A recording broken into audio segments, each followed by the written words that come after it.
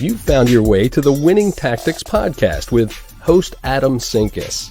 Adam discusses winning tactics with small business owners and entrepreneurs, uncovering processes and introducing the tools and solutions for enhancing the bottom line. Thanks again for finding your way to the Winning Tactics podcast, and now your host, Adam Sinkus.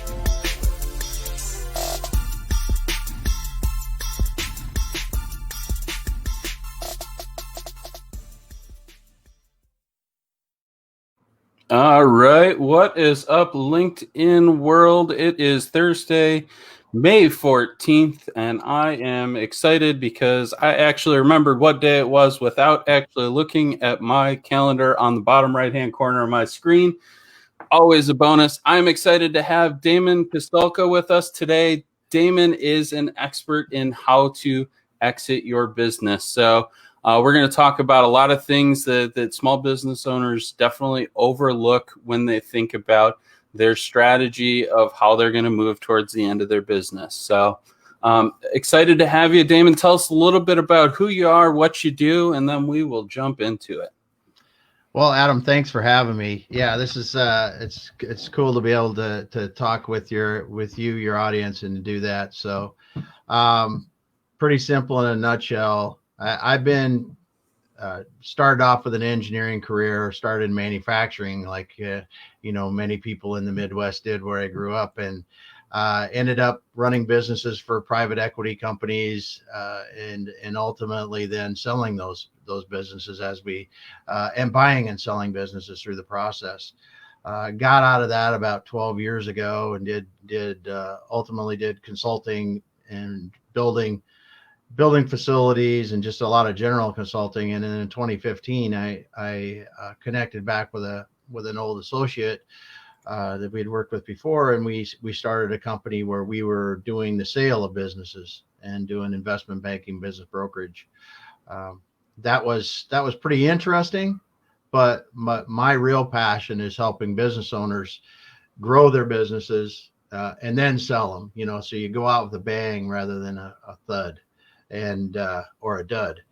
Well, I guess it's true. Most people don't realize that only about 25% of business owners are successful selling their business, and the vast majority liquidate or close down or simply just fade away some way, shape, or form.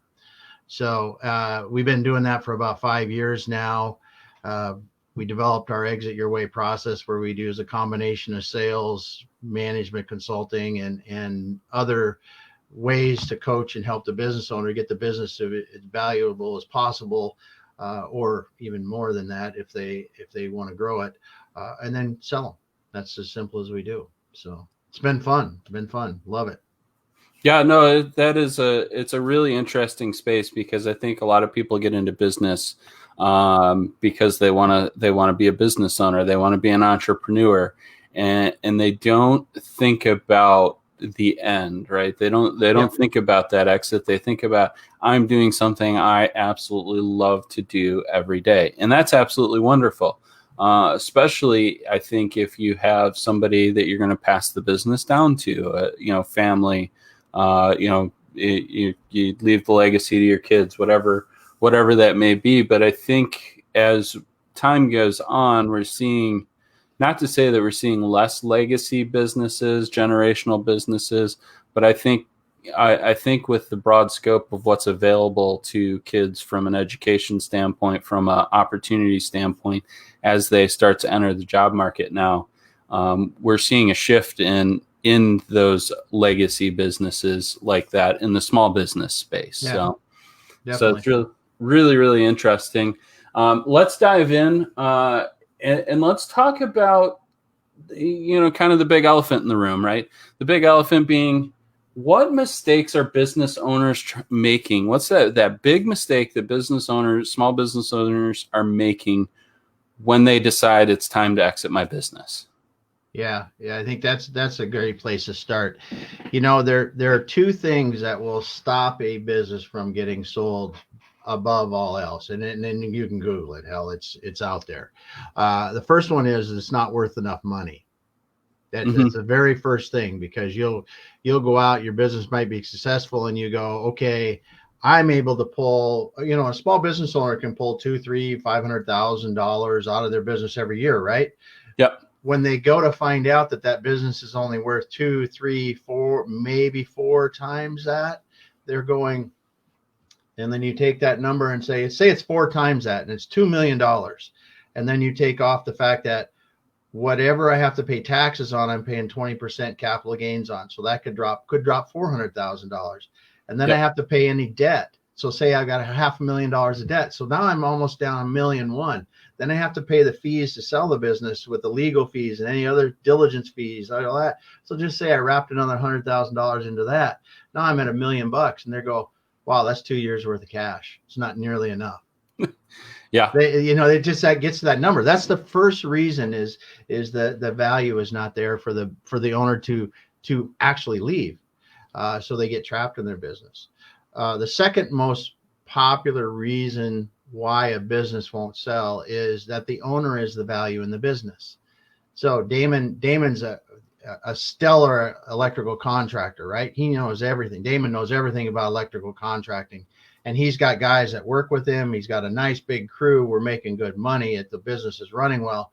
But if Damon leaves, that business is not worth anything anymore, because Damon has a customer relationship. Damon has the relationship with the team and everything else. If you don't build an organization that can survive without you as the owner, it's worth very little to an outside buyer. Those are the two most common things. Yeah, no, I think that second one is really interesting because it's a reality that a lot of people saw in COVID here, right? Yeah. In the respect that thinking about contingency planning, just in general, and this is just good business sense, thinking about contingency planning and understanding what that looks like if you're a key salesperson, if you're a key marketing person, if you're financial officers, your whoever can't show up to work for any length of time. What is the impact on your business? And obviously in the exit strategy, that's even bigger because you're leaving those pieces in play for somebody else. So if you're one of those critical pieces, how do you replace yourself and put that value back in? So definitely really, really interesting there. One of the things we talked about when we talked about you coming on to the show here that I thought was interesting that I want to bring up is the timing. You had mentioned that one of the things you notice is business owners wait till the very last minute, the D-Day, I'm ready to retire now point, and then make this decision and then kind of get stuck. So when really should we be thinking about an exit strategy? Well, really, when take what the business schools tell you with a grain of salt. They say at the beginning, and you should have an idea at the beginning what you're going to do, because if you have 5 years to plan, or even 2 or 3 years to plan, you can do tremendously. Your options open up tremendously. You can't believe what you can do in that time. If you wait until the end, it's 6 months before you want to do it, or even a year before you do it. It's a blink of an eye. So realistically, if you start 5 years ahead, you can do a lot of things that from a tax planning standpoint, because there may be things you should be doing every year, right? If you need to take more money out of the business that's tax free or tax reduced, there's people that can help you do that, but it might be gifting money to your family. It might be doing other things like that.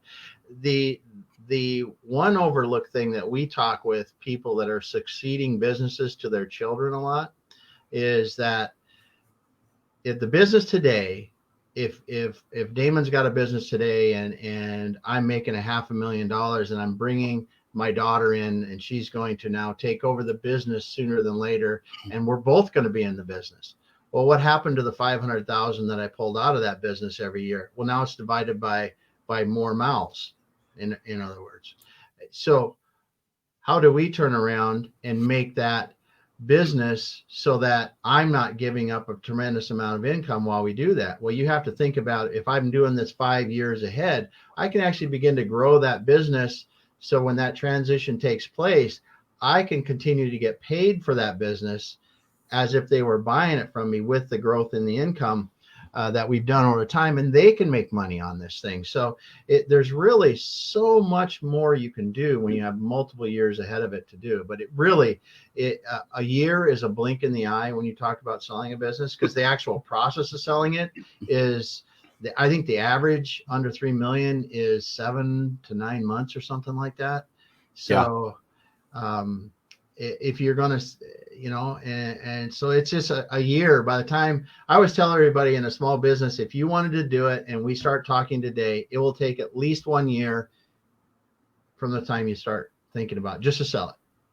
So anytime before that, if you want to grow your business by 25%, how long does it take you to do that? You need another year, you need 2 years, or more. So it's multiple years. Yeah, let's. I agree with you. I think we should. And I agree with the experts on this one. I really think you should, going into business, you should think about what your end game looks like. Yeah. Because it helps you be a smarter business person overall. No doubt. Not to say that you have to hold that goal or that those set of goals that you set at the opening of your business to the letter to be the end of your business. But if you're not setting that early on enough, I think you're shooting yourself in the foot for potential opportunities. So really, really important there. But I think one thing that's interesting is I think a lot of people overlook, you talked about a 7 to 9 month process to actually sell a business. And obviously we could probably talk for hours upon hours upon hours about what all those little minutia pieces are. But what does kind of the overall picture look like?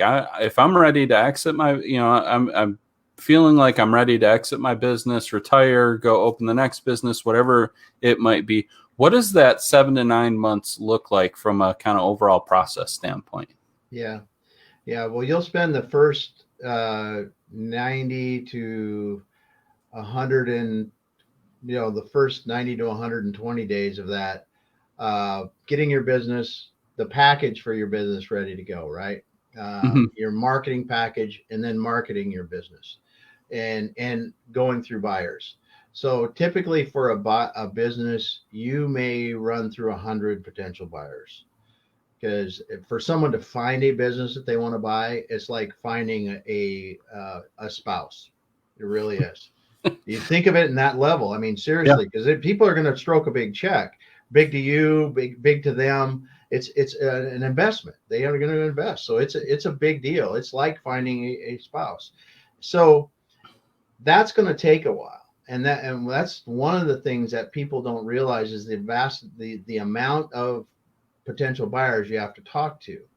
And the fact that the buying group is always changing, because you'll talk to some people that sell business and they'll say, I've got a buyer directory with 10,000 names in it and blah, blah, blah. They're buyers.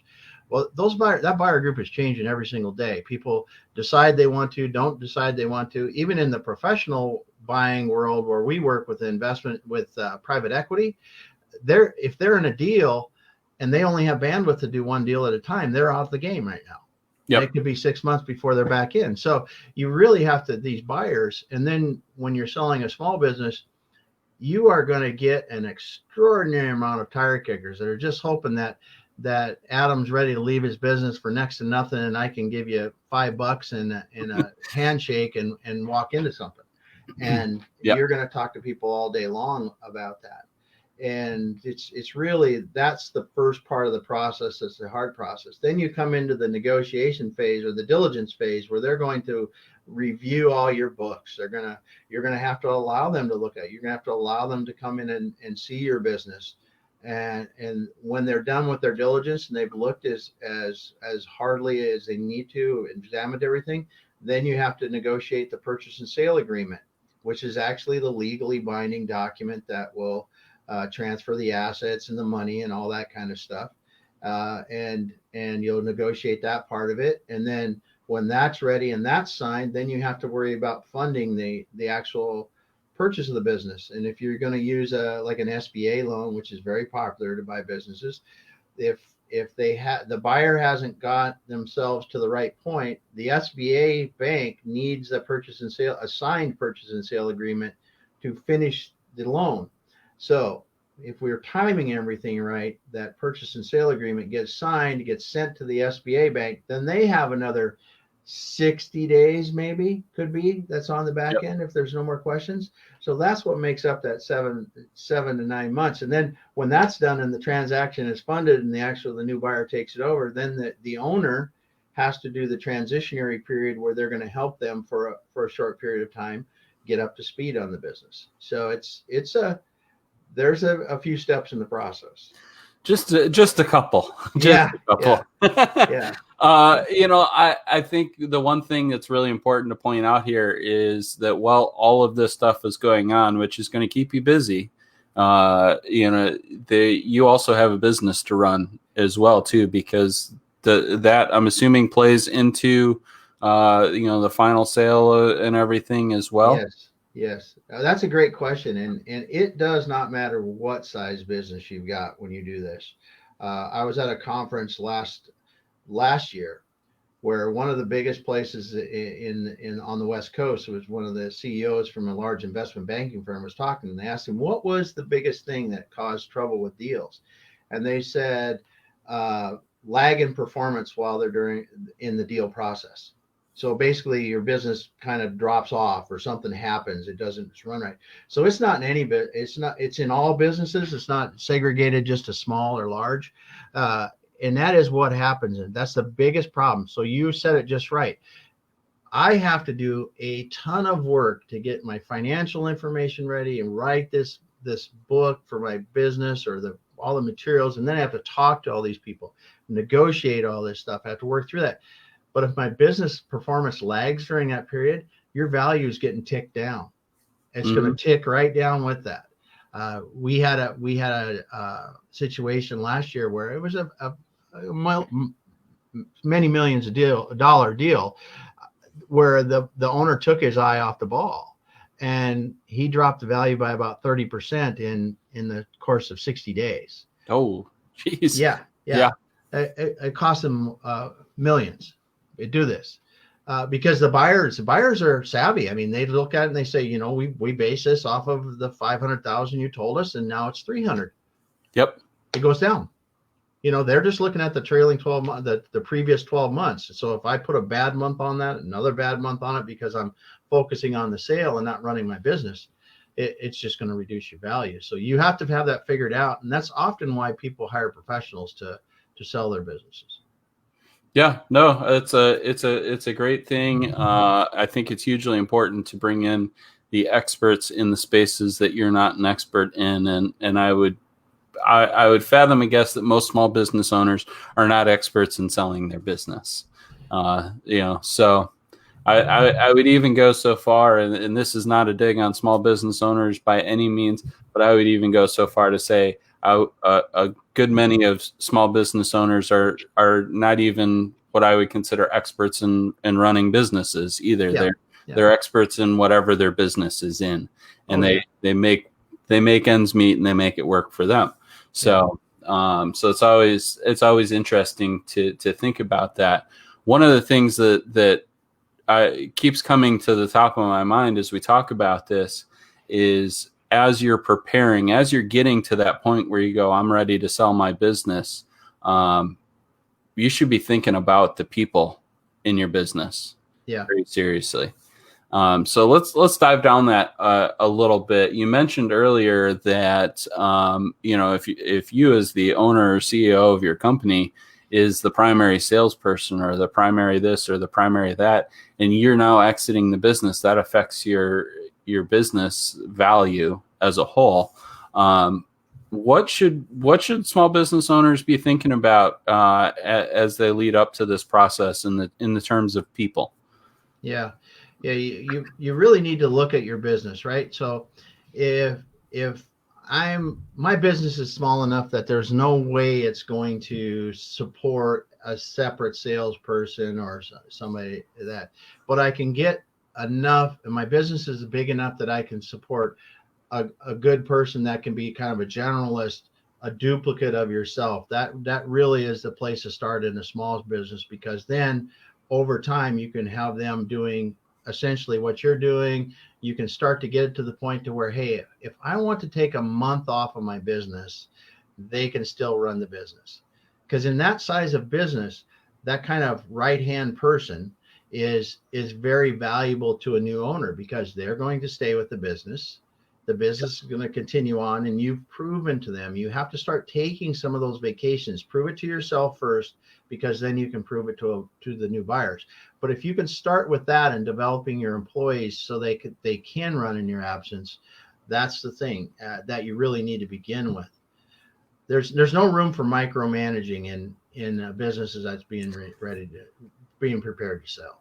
Yeah, no, I'm going to go take that one a step further. There's no room for micromanaging in any business. If you have to micromanage your people, then you have the wrong people in place. Yeah, I am hard and fast on that one, and nobody will ever change my mind on that. Yeah. But that being said, it's interesting. You talk about having a right hand that basically can come in and replace you, and taking the vacations. I think it is a really key part there. Another thing to think about in my mind, and something I just kind of thought about as you were walking down that, is as a business owner, there's ways that you can kind of exit your business from a day-to-day level. Yes. and let that right hand take over. Yes. Those business owners are going to get a higher value for their business, because if you can truly transition yourself into an absentee ownership position, then your business is essentially running itself without you. Maybe you're at more of a once a month, once a week kind of check in with the business to see how things are going, and the business is doing all right. If you can prove that your business is continuing to grow and flourish with that kind of a management structure, you are vastly more valuable than you are if you're in the business operating it. Awesome. Yeah. No, I appreciate that outlook. Let's talk a little bit about assets too, because assets are important in a business. Everything from your building to your vehicles to what all the pieces, the tangible pieces of your business. So yeah. What, as a business owner in the exit strategy, is there value in actually owning your property versus leasing? Sometimes there are, if you are in a property heavy business, right? Yeah. So if have a storage company, say a public storage kind of location, yeah, that is, because you're going to pay a lot of rent for your land and the facilities, and that it probably is in those situations. But if you're an HVAC contractor, probably isn't, because you're going to lease some building space someplace. You're not going to have a storefront. It just needs a little industrial building. Then maybe if you really want to, you can put it in a separate company, and that can continue to give you retirement income. We have a lot of people that do that. They'll simply buy, even in larger businesses, they'll do it as the private owner, right? Yep. If you're looking at an investment buyer, they don't want property unless it's like the storage kind of thing. But like in the other kind of situations, they usually they want to be able to lease. So there are situations where it does. And I think if you're looking at your overall, and this is what we do with our companies, we really don't just focus on the business. We focus on the overall retirement needs for a business owner. We're not a retirement planning company. But when we look at this, we really want them to look at their overall assets, because if I'm starting out today and I have the opportunity to buy the building I'm in, knowing that I've been in business for 5 years and I'm going to be in business for another 20 years, this goes back to where you're saying, what's my exit strategy? I'm going to get this business going. I'm going to run it for 20 years. Then I think it's a very smart thing to buy real estate, because you're paying yourself for that real estate, especially if you're in a market where it's appreciating in value. Yeah. Because then you look at your overall retirement portfolio as you get out, it's much better. Yeah. Oftentimes the property, if your business is doing nothing more, say you go in and you buy a $5 million, well, that might be high, but you buy a multi-million-dollar piece of property, and you go, because I can do that, I can lease out some other space to other people. And you take a look at a little strip mall. And if I've got a little business in a strip mall and I buy the whole strip mall and I'm leasing out the rest of it and I'm using my business, when I get out of my business 20 years later, I have a strip mall. I've got property that's got real tangible value that I can use to leverage into my retirement after that or my next whatever.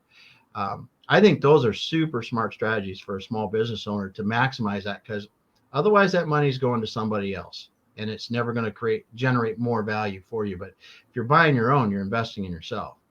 Yeah. No, I think that's great. I think another thing that people often overlook is depreciation of their assets. Can you give us a little kind of a quick rundown of what depreciation is and why small business owners should be caring about it ahead of time as opposed to right at the end? I'm not a financial guy. I know that the depreciation is added back, in your financial statements to adjust the cash in your business. I look at it more of what makes sense for a business to operate rather than from an asset standpoint, right? And I'll go back to an HVAC company. I can go out and buy new vehicles every 3 years on a lease, right? Mm-hmm. Or I could take the strategy of I'm going to use my vehicles and keep them in good shape until the end of their useful life. So instead of 3 years, I'm recycling, I've got a steady payment. I can actually have good solid assets that give me a much longer value or a much better value over a longer period of time. A buyer will not care if you've got 2-year-old vehicles or 4-year-old vehicles if they're maintained well and you've got a strategy of replacing them when they need to be replaced. So I think if it minimizes your cash outlay over the long haul, you really need to look at your buying strategy on things like vehicles and major pieces of equipment. Cool. Because that's really a big thing. Because I come from the manufacturing world, and some people are equipment junkies, right? You can spend $1 million on a piece of equipment, or even on vehicles. You can spend $150,000 on a vehicle really easy on a commercial vehicle, and you don't need to, because that $50,000 vehicle that you can get that is going to give you basically the same life or close to the same life, but you're going to put another $50,000 back in your pocket over 10 years. It's the way you got to do it. Yeah, no, I am a firm believer in vehicles, especially, but also equipment as well. Yeah. There's a great opportunity in looking at used equipment. Yeah. For your business. It's a lower cost to entry, and a lot of times, the people that you're buying, as long as you're buying it from a broker, or in the case of an automobile, a dealership, a reputable source, they have certain things that they're going to make sure they're not going to sell you lemon junky crap. It's going to be maintained. It's going to be good. It's going to be ready to go for you. And you might get a slightly shorter life out of it in the long term. But in the short term, I think there's a lot of capital gain that you can make by not spending the extra money. So definitely good advice there. Yeah. But let's shift gears. We're getting towards the end of time. So we talked a little bit about starting our strategy sooner than you think in that 5 year, roughly, 5 years is probably seemingly what's the sweet spot is to really start exiting your business. Let's kind of walk through that process before we actually get to the sale. We talked a little bit about the people, but let's talk about from end to end, from that I'm just starting to think about this to the now we're ready to put the rubber to the road and start doing the paperwork and line up the buyer and all that. What does that process look like? What should we be doing?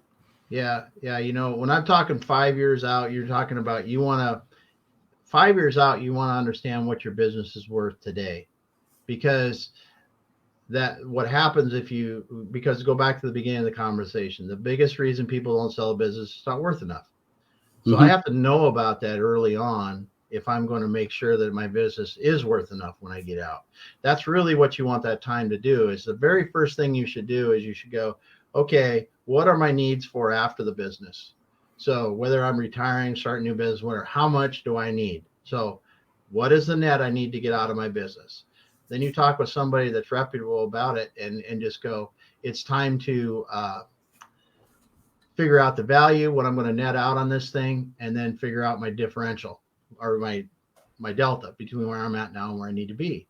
Then you work on that. Yep.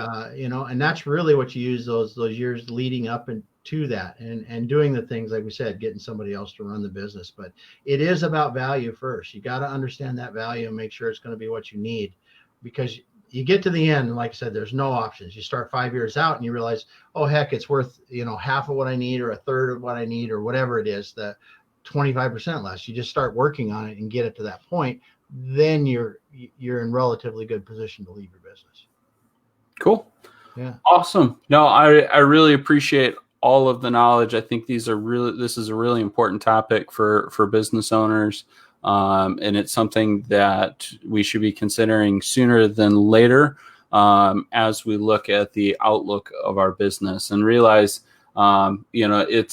it's one of those things that I think is challenging, because as a business owner, you want your kids to love what you do and enjoying the family business and be engaged in it. But it's just not happening the same way as it used to. Yeah. It's the new generation and things are changing. And so I think as time goes on, we're going to see more and more of this turn of small businesses. Not that they're going to exit the markets, but just they're going to turn to different owners and move to different owners. And so, if you are chucking the truck versus, running a $10 million a year small business, contracting business, you need to be thinking about it way sooner than you think you do. Oh, yeah. Is what I've gathered from this. So, Damon, I like to take this moment to give you an opportunity to say, if there's that one really solid piece of advice that you could give business owners to take away from what we've talked about today, what is that one piece of advice?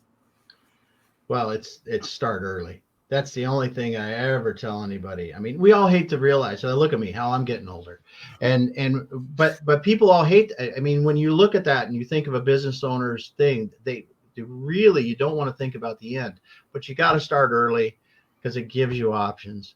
Because it really sucks when you get to the end and you don't have options. Yep. So, yep. Yeah. No, I agree. I definitely appreciate your insights today. Small business owners, Damon is your guy to help you prepare for the future. Damon, where can they find you if they have more questions or they would love to instill your services? Yeah, you can find me on LinkedIn. I'm there. Yeah, my name is pretty unique, so you don't have to worry about that. And Damon at exityourway.us. Our website is exityourway, all one word, .us. Easy to find us. Awesome. So if you are looking for exit strategies, not sure if it's the right time to think about exiting your business, get a hold of Damon. He's can definitely help you out. As for winning tactics, if you love what you saw today and any other day that you have jumped on, please help support the show. Patreon.com/Adam Sinkus. It helps me put these shows on because it is not a free endeavor to do this every couple times a week for you. But I do appreciate your support. And as always, you can find me all over LinkedIn. I am there far too much, according to my wife. So Thank you. Have a wonderful afternoon. It was great to have you all on the live stream today, and you all have a wonderful week. We will see you back next Tuesday at 1 p.m. Thanks, Adam.